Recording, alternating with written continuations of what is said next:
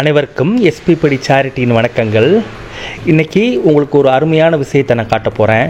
என்ன விஷயம் அப்படின்னா, நம்ம எஸ்பிபடி உதவி பண்ணி உதவி செய்கின்ற குடும்பத்தை பற்றி தான் நம்ம பார்க்குறோம். அவங்க என்ன மாதிரி வாழ்க்கை வாழ்ந்துட்டுருக்காங்க, என்ன மாதிரி நிலையில் இருக்காங்க, என்ன மாதிரி கஷ்டப்படுறாங்க, அவங்களுக்கு நம்ம என்ன உதவி பண்ணிக்கிட்டு இருக்கோம் அப்படிங்கிறத நம்ம இதில் சொல்கிறோம். அது இல்லாமல் அவங்களோட வாழ்க்கை முறைகள் எப்படி இருக்குது அப்படிங்கிறத இதில் நாங்கள் காட்டுறோம்.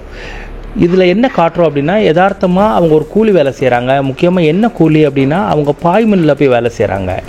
அவங்க பாய் மில்லில் வேலை செஞ்சுட்டு அவங்க என்ன மாதிரி அவங்க குடும்பத்தை வாழ்க்கையில் நடத்துகிறாங்க, அந்த பாய் மில்லில் அவங்களுக்கு எவ்வளோ கூலி கிடைக்குது, எஸ்பிபடி அவங்களுக்கு என்ன மாதிரி உதவி செஞ்சிட்ருக்கு, எவ்வளோ நாளாக உதவி செஞ்சிட்ருக்கு, அவங்க வாழ்க்கை முறை எப்படி இருக்குது அப்படிங்கிறத இதில் நாங்கள் காட்டுறோம்.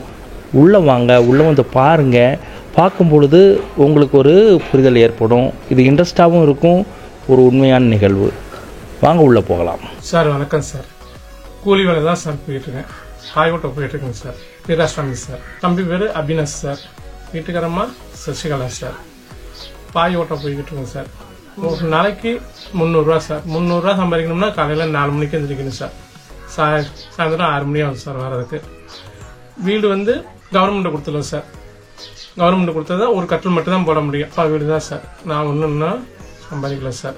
சம்பாதிக்கிற அளவுக்கு நான் ஒன்றுன்னா அந்த அளவுக்கு முன்னேறல சார். வருமானம் இல்லை சார். வணக்கம், என் பேர் சசிகலா. எங்கள் வீட்டுக்கார் பேர் வீராசாமி. ஒரே ஒரு பையன் அபினாஷ். நாங்கள் வந்து ஏழ்மையான குடும்பத்தில் இருக்கிறோம். கூலி வேலை தான் அன்னாடு செய்கிறோம். எங்களுக்கு வீடு கூட இல்லைங்க. எங்கள் வந்து மாமனார் வீட்டில் தாங்க இருக்கிறோம். எங்களுக்குன்னு ஒன்றுமே கிடையாதுங்க. வேலைக்கு போனாலும் அவங்க 4 மணிக்கு எழுந்திரிச்சு போயிட்டு 6 மணிக்கு வந்தாங்கன்னாங்க அந்த ஒரு 300 ரூபா சம்பளம் வைக்க முடியும். அது இல்லாமல் கரண்ட் இல்லாமல் போகும், மிஷினு கோளாறாகும். ரொம்ப கஷ்டத்தில் தான் நாங்கள் ஓடிட்டு இருக்கு சார். அதனால் நானும் கூலி வேலை தாங்க. போனால் தான் சம்பளம், இல்லைன்னா இல்லை. அதுலேயும் ஒரு மாதம் பார்த்தீங்கன்னா ஒரு 7-8 ரூபா தான் வரும். அதுலேயே படிப்பு செலவு தம்பிக்கு செய்யணும், நல்லது கெட்டது பார்க்கணும். உடம்பு சரியில்லாமல் போகும் அவங்களுக்கு அந்த கெமிக்கல் சேராமல். அதனால் கொஞ்சம் கஷ்டமாக தாங்க ஓடிட்டு இருக்குது. அதை வச்சு தான் ஓட்டணும். கூலி வேலை தான் நானும். எனக்கும் ஒரு 20 நாள் தான் வேலை இருக்கும்.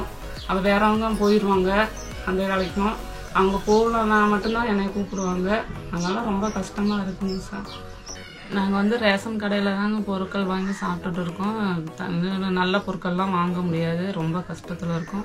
இந்த வீடு கூட பார்த்திங்கன்னா மாமனார் பேரில் தான் இருக்குது. மாமனார் வீடு தான். பெரியவங்க ஒரு பக்கெட்டு, நாங்கள் ஒரு பக்கெட்டு தான் இருக்கிறோம். மழை பெஞ்சாலும் ஒழுகும். இந்த வெயில் காலத்துக்கு மட்டும் தான் கொஞ்சம் ஒரு மாதிரியாக இருக்கும். பாய்க்கு 7 ரூபா தான் சார். வெள்ளை பாய்க்குங்க. வெள்ளை பாய் தாங்க ஓட்டுறேன். அதில் மழை நாளையில் வந்து கூரை கிடைக்காதுங்க. ஒரு 30 பாய் 40 பாய் தான் ஓட்டிகிட்டு வருவாங்க. அப்புறம் வெயில் நாளையில் குவாரை இருக்காதுங்க. தண்ணி வரலன்னா குவாரை விளையாதுங்க. அதனால வேலை இல்லைங்க. வேறு வேலை எனக்கு தெரியாதுங்க. நான் போனது இல்லைன்னா குவாரை இருக்கலாம் தெரியாதுங்க. குவாரை இருக்க போவாங்க, மம்டி வேலைக்கு போவாங்க. அதெல்லாம் எனக்கு தெரியாது சார். ரொம்ப கஷ்டமாக இருக்குங்க. அண்ணன் ஒரு பக்கம் இருக்காங்க, நாங்கள் ஒரு பக்கம் இருக்கோங்க. வணக்கம், என் பேர் அபினாஷ். எங்கள் அம்மா பேர் சசிகலா. எங்கள் அப்பா பேர் வீராசாமி. நாங்கள் வந்து எஸ்பிபிடி வந்து கொரோனாவில் வந்து வாங்கிட்டு இருக்கேன். அது இருக்கனால எங்களுக்கு ரொம்ப நிம்மதியாக இருக்குது. சொசைட்டியில் தான் நாங்கள் வந்து சாப்பாடுலாம் சாப்பிட்டுட்டு இருக்கோம். அது கொடுக்குறதுனால எங்கள் அம்மா எனக்கு நல்லா தான் செஞ்சு கொடுக்குறாங்க. எனக்கு பிடிக்கிறதெல்லாம் செஞ்சு கொடுக்குறாங்க.